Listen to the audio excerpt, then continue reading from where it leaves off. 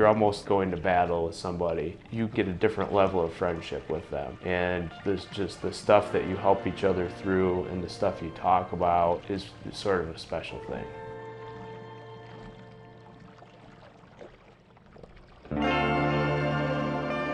If you can get through life doing things that is a net good, I think that's worth something.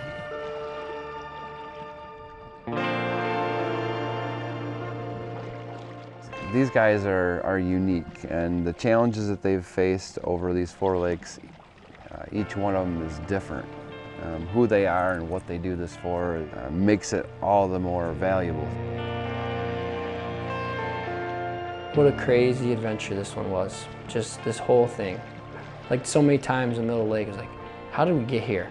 We're here again. It's like we're back.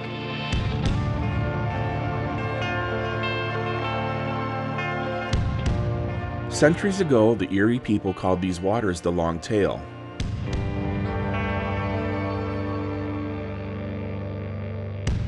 It's a tribal name shortened from the Iroquoian word Irielhonan.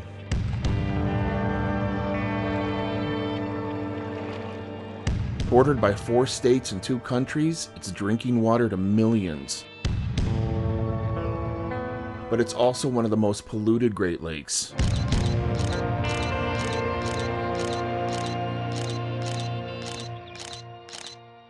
Mostly because of us.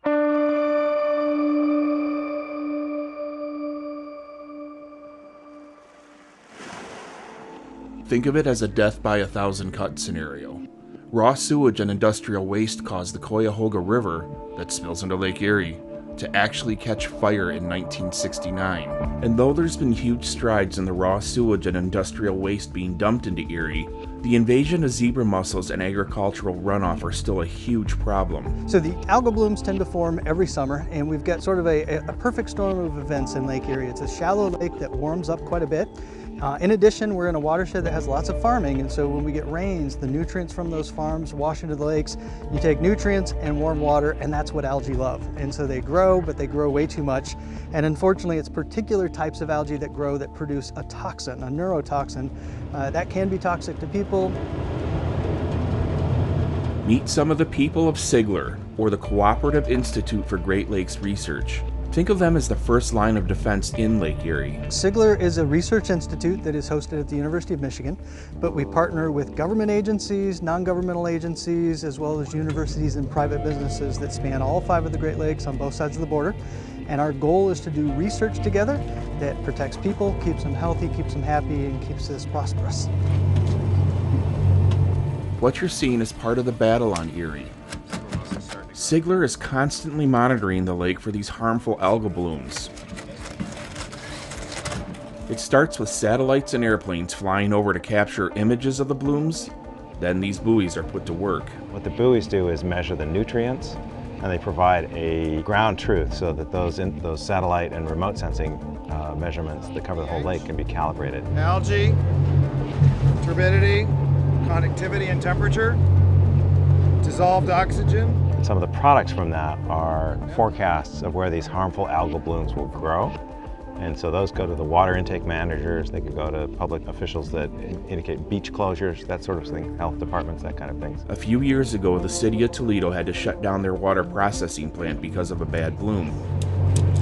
That's why they try to attack the problem with as much science as possible. Check out this AUV from the Monterey Bay Aquarium Research Institute out of California. It isn't tied down like a buoy. It can travel the lake at the depth they set, and then can stay underwater for up to 3 weeks. And it's able to take in water samples and also do processing on board. And so you get 60 water samples that you can take and process, and the vehicle is actually capable, in a rough sense, of determining the level of toxicity in the water, and it can radio home results. Even when the summer's over, the algae is still a huge problem. And importantly, when all that algae dies at the end of the summer, it sinks to the bottom, it sucks up all the oxygen, and that's when we get things like fish kills. So it's a real environmental problem, and we need to treat Lake Erie a little bit better. I'd say we go another half mile. That's where these 3 guys come in. Quinn Morris, Jeff Guy, and Joe Lorenz from Stand Up for Great Lakes were at it again, raising money and awareness for the issues that plague the Great Lakes by stand-up paddleboarding across them. They've already done Lakes Michigan, Huron, and Superior, And this year, it's Lake Erie. And the nonprofit they're standing up for is the Cooperative Institute for Great Lakes Research and the vital work they do. The reason we're doing these paddles is to try to make people aware of what a great, amazing resource we have in the Great Lakes. And by doing these paddles, we want to show people what it's like to be out in the middle of them. And we also want to show them some of the problems. And our hope is we can make a difference. Spreading that word is something Sigler welcomed with open arms. We were thrilled. We were mostly thrilled that we could bring some public awareness to Lake Erie and some of the environmental problems that we face in Lake Erie. It's a spectacular resource. If you've ever had the chance to drive around the shores of Lake Erie, absolutely beautiful lake, but we mistreat her sometimes, and we just thought this was a really positive way for us to bring some attention to how valuable this lake is for us. This crossing, very different than Michigan Huron or Superior. Their fourth paddle across the fourth biggest Great Lake, and Erie wasn't going to make it easy on the guys. The long tail challenged them in ways they haven't been challenged before, but it also provided beauty that no one on that trip will ever forget.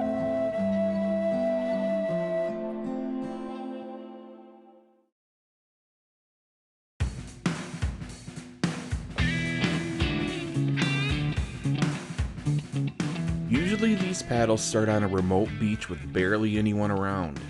Not this one. Downtown Detroit, June 18th, 2019. They headed to their launch site on Belle Isle. Nothing remote about starting a paddle in proximity to a metropolitan area populated by two countries. It was definitely a unique opportunity to start right in between two fantastic guardians of the water, in my opinion, the United States and Canada, who both have a vested interest in the Great Lakes, and here we were to start this cool adventure across Lake Erie. Morning. Good morning. Belle Isle proved to be the first challenge, as the guys arrived to a media circus of sorts. There were 5 television stations waiting for them. The second we got out of our trucks, there was a bunch of media there, a bunch of people.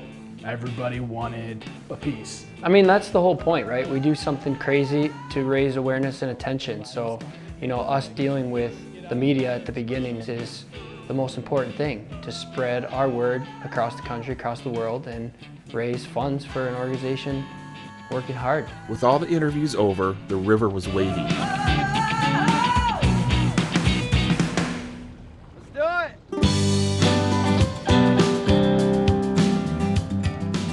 This route was unlike anything they've ever done.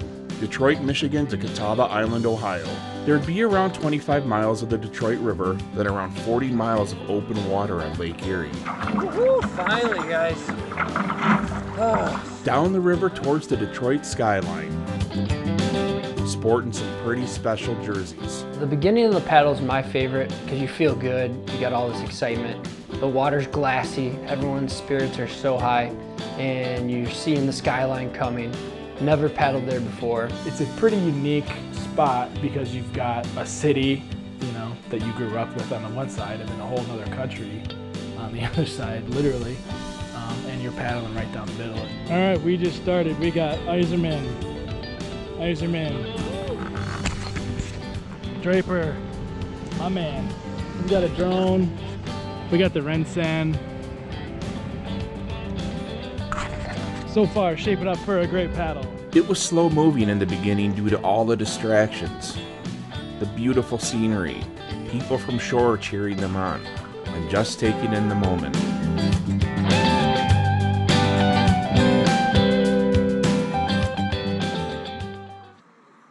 Then it was time to say goodbye to an old friend. Ready? 3, 2, 1. Woohoo! They're tearing it down, and I had a lot of fond memories of the Joe, and used to go to probably 2 or 3 games every year. And we're going by it, and the cranes are in the process of knocking it down. It just meant a lot to us to kind of give it one last salute, because we probably won't see it again standing. Just past the Ambassador Bridge, our EMT had set up a little surprise for the guys from the Detroit Fire Department. While all this was happening, something important wasn't. Any other friends we gotta stop and see along the way? It's all business from here on out, right, boys? We got started, and the first part is the euphoric part of the paddle, where it's fun. It's, you know, you're in a beautiful place, and it's a lot of enjoyment and taking the scenery in. And that was the first part of our event, coming down the river. The problem with that part of the event, from the perspective of what they end up having to do down the line, is getting a rhythm and getting set up for what's going to be an endurance activity. Not just the guys' rhythm, the safety boat's rhythm too. On this trip, we had two massive safety boats, the 46-foot Censorship and the 52-foot Elizabeth. These boats aren't meant to travel at 2 to 3 miles per hour for 24 hours at a time. This will cause an issue for one of the guys later in the paddle.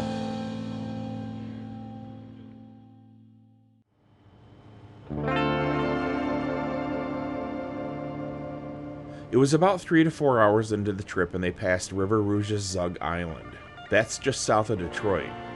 This island helped build America. It was right here where Henry Ford produced the first assembly line cars. The Edmund Fitzgerald was built about a half a mile away from here. But it was also here where a major source of pollution spilled right into Lake Erie. The most polluted land in the country. Right here? This chunk. But they said, like, out of River Rouge, when the Ford plant was going, it would be black from oil, and there's a pickle plant too that would change the river actually orange. Just all that coming out into our watersheds, and it was really harmful for the lake. I think historically Lake Erie was a dumping ground, but we were pleasantly surprised on how blue, clear, not clear, but clean the water was actually, what it actually was. I mean, we got to see how in the last 20, 30 years, how people that care are making an impact. And it still needs help, but we're going in the right direction. And that's part of the point. Let's be honest. The world is always going to need steel, and the world is always going to need industry to make that steel and other products. But every single one of us can always be better when it comes to the environment. The positive about seeing on the shoreline all these smokestacks and the industry doing its thing, but you look in the water and, you know, the water was surprisingly clean. It looked good, so I think it, you know, shows that you can still operate this stuff and, you know, find a way to do it right. We're probably always going to need steel, right? We're going to need this stuff, but how can we work together and make sure just stuff that's toxic doesn't go in the water? That's what we want to do. We're not going the fastest, but it's so hot. At that point, it was getting very hot. Our EMT takes meticulous notes on Quinn, Jeff, and Joe's body language. And I'm just kind of watching what they're drinking, making sure they're drinking right from the beginning of the break to the end of the break. Right now, it looks like heat is going to be our major concern. This is the hottest we've ever had on a paddle. For us in these events early on, trying to get some stability in what's going on in our speed, our pace, and certainly our direction is going to have a lot of play on how things work later on in the trip. With the currents, the river, we weren't as stable as we needed to be, and that caused a little bit of chaos right out of the gate. Here comes Joe! Especially for Joe. He started falling behind. I ended up paddling in the middle of the river. I was paddling pretty hard, about as hard as I was willing to paddle. And everybody else was just like slowly, you know, getting away. And it looked like they were just not paddling at all, like just like barely paddling. Quinn and I were pretty much following the boats in the shipping channel, and we were moving along. It felt like we were barely even paddling. And Joe was like way back there, and Bright comes up and he yells at us, "Guys, I can't paddle any faster, slow down, slow down." And we're like, we're not even barely touching the water with our paddle. So we go another hour. He's way back there. He comes up and he is just furious at us. Yeah, I'm just not paddling any faster than that. You guys can go whatever pace you want. No, we're cool. As fast as I'm paddling. No, you're good. We're trying to get the feel for what's going on with it because it's a little bit different. If I'm by myself the whole time, I don't really get. I don't think that's gonna happen. It just sucks paddling as hard as you can. Like everybody's pulling away, and it's like hour 2 or 3. So that's basically how I was like, this is gonna be a long paddle. We're gonna let him cool off a little bit. We're feeling the heat. Yeah. We're gonna have a chat with him. We need to try and stable it out on our end so that we can provide you with a stable target. That's certainly part of it. I can't go any slower. It's painful. Part of the problem is Joe wasn't in the shipping lane. That's where the current is. The other problem was Joe hates the beginning of these paddles. He's kind of like an old diesel engine, where it takes a while to warm up, and the longer it runs, the stronger it is. He wasn't warmed up yet. Yeah, that's the worst part of the paddle. The beginning. I think it takes really honestly takes about 10, 15 miles before I'm loosened up.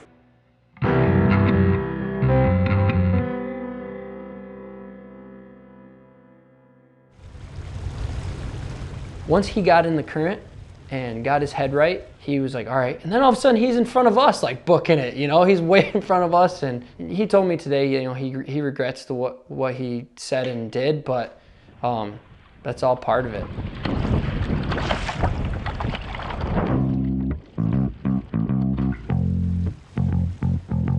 Joe's head was back in the game, and just in time. So right before the Livingston Channel, we could see this huge freighter coming. That's kind of a tight channel, right? So we're gonna have to go past it. The Thunder Bay was upbound and not stopping or slowing down for anything.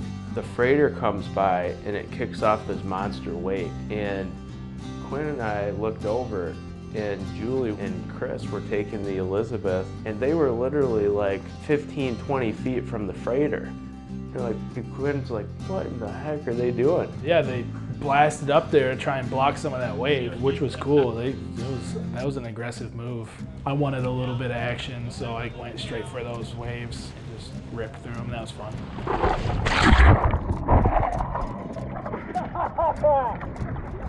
All right. Lake Erie was close, but the Detroit River had one more experience for the guys, the Livingstone Channel. It was pretty obvious that all the water going in there was pumping. I mean, there's rapids right at that little lighthouse. It's like sucking me back into that. The Livingstone Channel is an engineering marvel. It rivaled the construction of the Panama Canal, being one of the largest dredging operations of its time. The channel opened October 12, 1912, and was an awesome distraction for the guys before hitting open water. Felt like I was on the Disney Jungle Cruise almost, because you have what looks like mangroves on either side of you. You're surrounded by banks on both sides that have a lot of vegetation. And it reminded me of being in Florida, when you're going through those canals and you can't really see much beyond those two sides. And you're going with a pretty nice current, but at times in there, you almost get a wind tunnel. The river portion of the paddle was over. 40 miles of open water to go.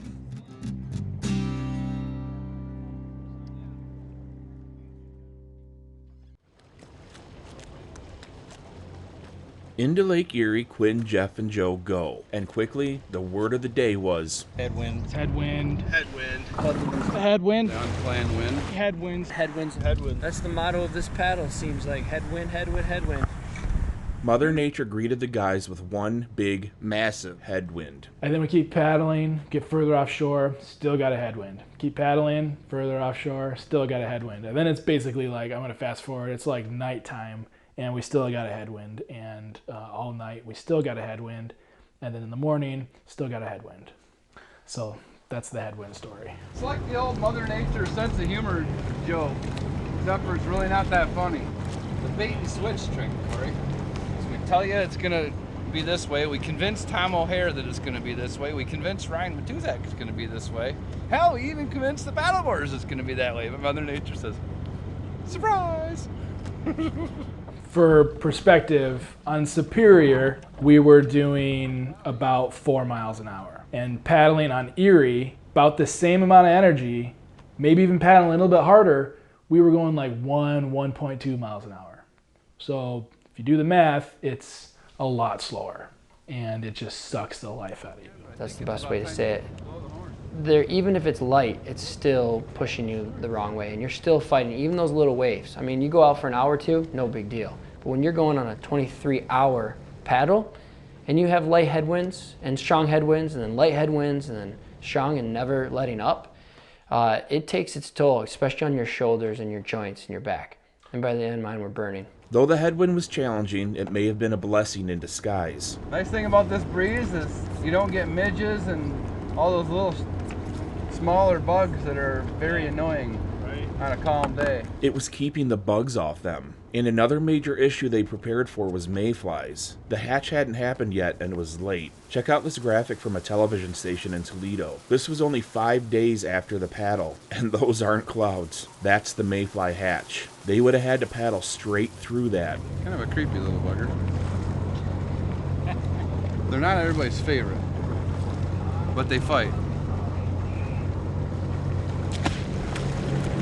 Everything was going great. A little slow, but no problems.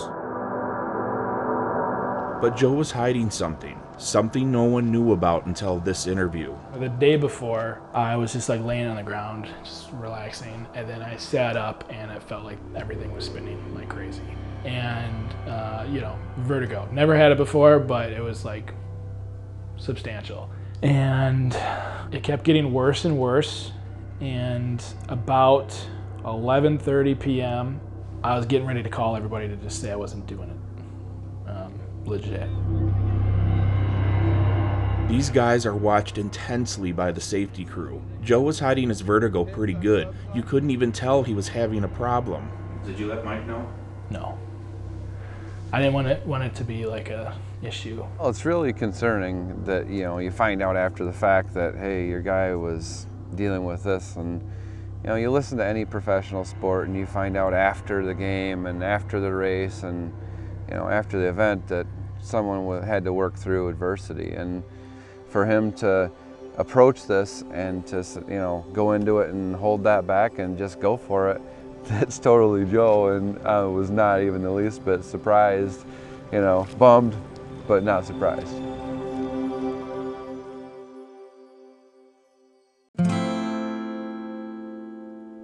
Sunset is happening soon. We got about an hour. We're chilling. It was shaping up to be a beautiful night on Lake Erie. Right before sunset, Jeff had the chance to do something special for somebody he loves. His aunt passed away just prior to the paddle.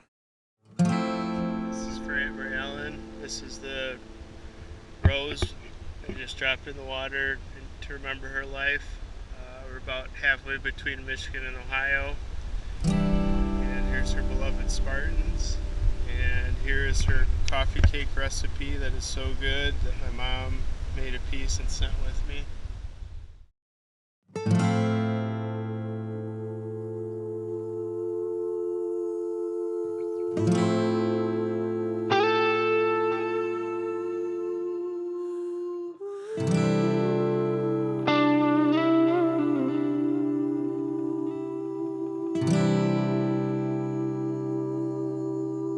The sunset was stunning.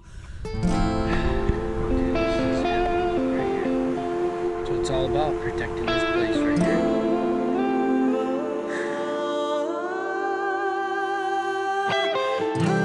The sunset was pretty cool. Yeah, that was special.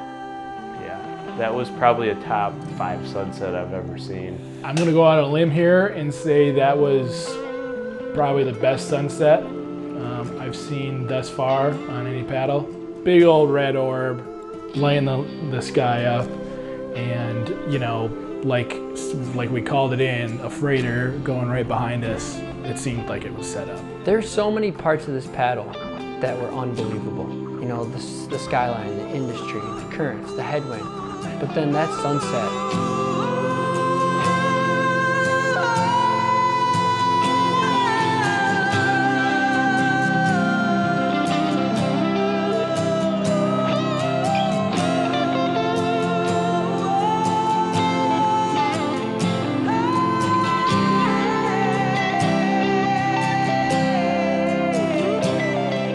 Beam of light.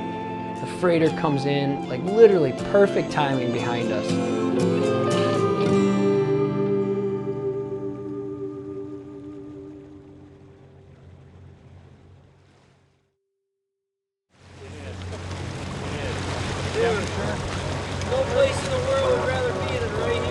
We were hoping as the sun went down that it would calm, but obviously it didn't. What an epic paddle today. First star! First star! Beat to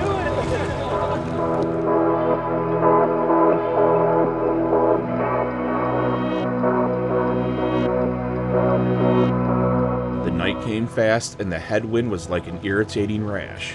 It never stopped, and that became real apparent during one break. And we were going the slowest we've ever gone because of these headwinds. Usually we average 3 mile an hour, 4 mile an hour sometimes. We were going like 1.8, 1.3, which is like trickling along. It's taking forever. I remember like the second you stop paddling, your board literally turns around instantly and you're going the other way and you don't realize it because you don't have a lot of markers around you, but you're flying in the opposite direction. So you have to make up that ground after a break. And you know, our safety captain Ryan, he was like, you guys realize that you're paddling 1.3 miles an hour and that wind is pushing you back 1.8 miles an hour the other way. So we didn't lose all the ground that we made up, but it was pushing us back faster than we could paddle into it. So I don't know if you can hear me, but we're on a break. It turns out we were going backwards faster than we were able to paddle forward. So no more breaks for us. So. This is the part of the night where you can tell how hard these paddles really are, and you could really see it on Quinn's face. Are you hitting a little wall, are you? Everything hurts right now. Yeah. Just try to do some isometric. You know? Yeah. Relaxation and constriction.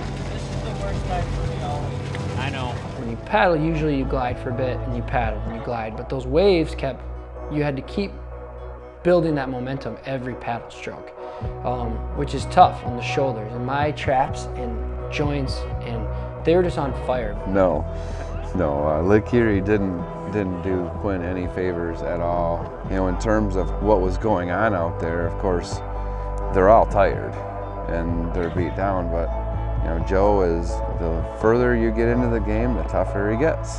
That guy is fun to watch because once you get him settled into his groove, he really lightens up and it just becomes less and less effort for him. We got a long way to go, probably 20 miles still. Quinn's been that way as well, although this time around, you know, the way that the headwinds were and the whole setup caught him off guard, and he was working and working hard to try and get his mental focus there so that he could turn that mental focus into physical success. And it's not the easiest paddling right now. Jeff, as always, he's pretty quiet, and I like to watch Jeff succeed at these things because he just smiles, grins, and bears it. You don't always tell when Jeff's feeling bad. You know, he masks it quite well. It's fun to watch these guys work because each one of them's got their own personality, and different parts of the trip affect each one of them differently. You know, they're still some of the toughest guys I know, and you know, this was not over with. There's a lot of paddling left to go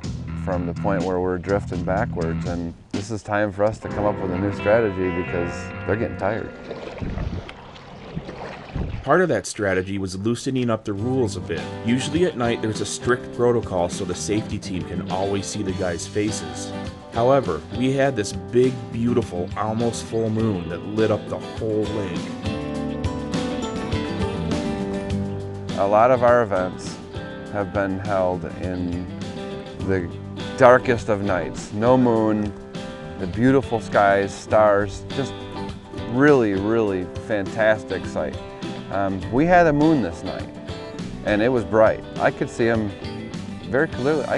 Had no trouble and really wasn't worried about him. And Mike questioned me on it once, and I just told him, I said, you know, I'll stay close and we'll holler and keep him tight, but I'm not gonna push the issue right now because I can see him. Remember the movie It's a Wonderful Life when Jimmy Stewart said, "Do you want the moon? Just say the word and I'll throw a lasso around it and pull it down." Quinn, Jeff, and Joe basically did just that and made some incredible memories. And that was amazing. It was so cool. First time we'd ever have a moon that big on a paddle, and it let us relax a little bit at night. Relax and have some fun. Perfect. Quinn was talking about like getting out there, like paddling away from everything. It's like, dude, get a silhouette shot, get a silhouette shot. And he's out there, and he's like, this is once in a lifetime. And then as soon as he said that, I'm like, yeah, let's do it. And I'm like, paddled up, got up right next to him. It was cool. We were paddling right at the moon, so you could see all the waves. That was neat, and also I think we were, more so Quinn was trying to get some photo shoots out in the moonlight, so that kind of broke up the time because we could make fun of him a little bit. I always give Quinn crap, but you know, he's extremely photogenic, so I mean, if I was that photogenic, I would probably, you know, do the same thing. I'd have my shirt off too, you know. All kidding aside, these nights are when the guys can really reflect on what they're doing. I feel like the human spirit needs this adventure for his soul, you know? And not only just the purpose, but being uncomfortable. I kept having to stop myself and say, live in the moment. I know you're trying to get to the end, and it's gonna be great when you get there, but I was like, look at where you are. You're in the middle of this lake. Nobody gets to do this.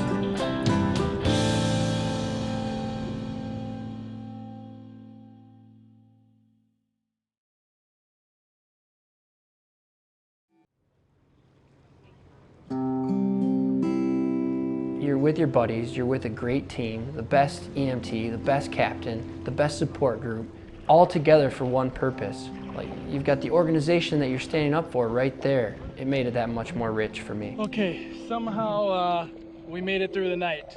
Morning has come and we can see land, so all good stuff. I think a couple of us are hitting some walls.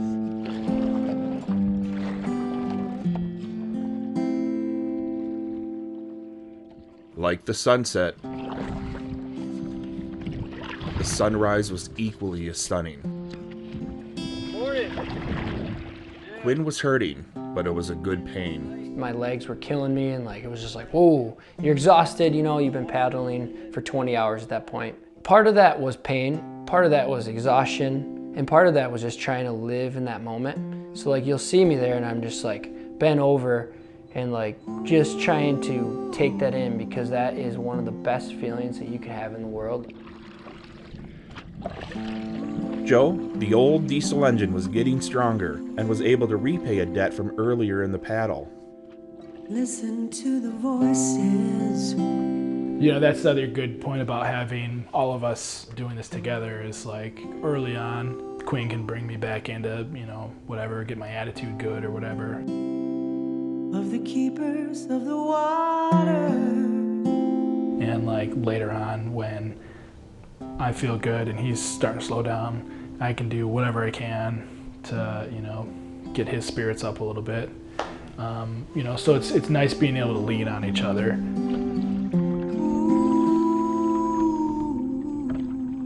And Jeff is just Jeff, just grinding along.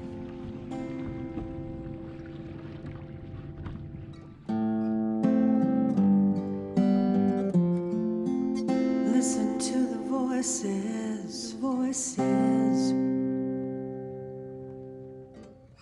of the keepers of the water. We must change the music of its dance. Hungry for progress, blind to what it's cost us. Our future can't be left to chance.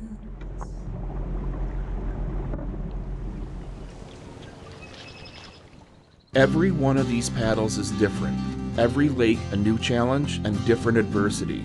The only similarity between when they crossed Lake Superior and Lake Erie was in the end they were live on Michigan this morning. Beat, broken, and exhausted, they were given one last challenge. Oh, by the way, the landing points changed, so you have to go a little bit longer. And if you make it there by 8:45, you'll be on the, you know, the live on TV, you know, and that's our goal, is to get as much attention and awareness, and, you know, so that challenge was set for us, and we're like, oh my God, all right, let's do it. One of the things that made me come along for the second ride was all the positive energy, your humble attitude, and just the general, you know, love that you brought to the project. And when you go ashore, do what you do best.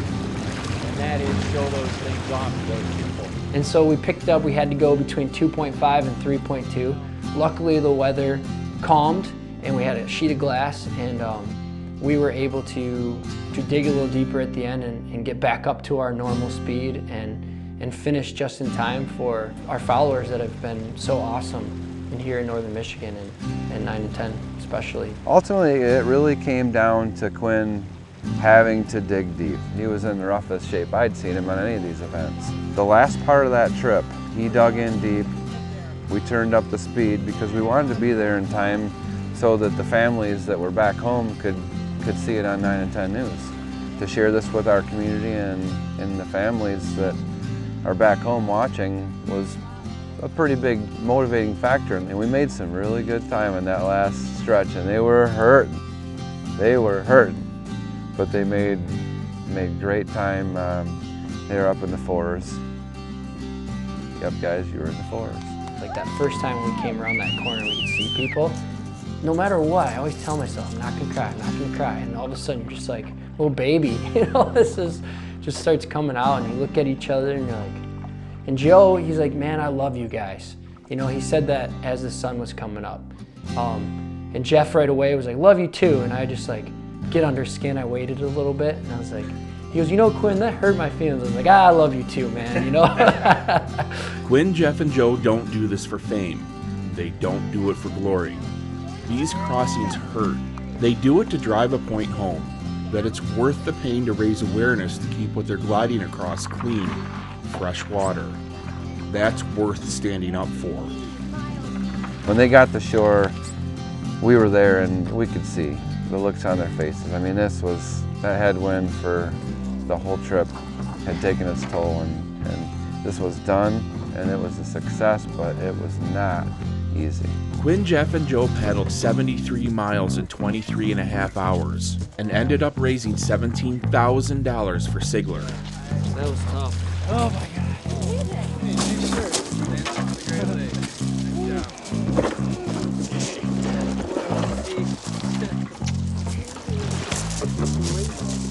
Thanks, Joe. Love you. On, brother.